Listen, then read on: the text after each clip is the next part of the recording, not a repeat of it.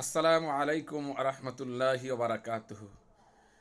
আলহামদুলিল্লাহ, একটি সুখবর যে এনটিআরসি কর্তৃক সারা বাংলাদেশে শিক্ষক বেসরকারি শিক্ষা প্রতিষ্ঠানগুলোতে শিক্ষক নিয়োগ চালু করেছেন ঘুষবিহীনভাবে এবং কোনো রকমের টাকা পয়সা লাগে না।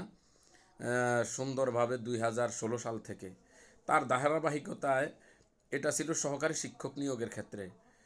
এখন প্রধান শিক্ষক এবং চতুর্থ শ্রেণী কর্মচারীও কি করবে? এনটিআরসি নিয়োগ দিবে, পরীক্ষা নিয়ে তারপর নিয়োগ দিবে। আলহামদুলিল্লাহ। তো এখন নবাগত আজকে প্রজ্ঞাপন জারি করেছেন যে সকল শিক্ষা প্রতিষ্ঠানের প্রধান শিক্ষক, সহকারী প্রধান শিক্ষকের কোটা খালি, শূন্য কোটা, তার চাহিদা দেওয়ার জন্য এনটিআরসি কর্তৃক নির্দেশনা দেওয়া হয়েছে। তাই যে সকল প্রতিষ্ঠানে এই সকল কোটাগুলো খালি, আপনারা অতি দ্রুত দিয়ে দিবেন।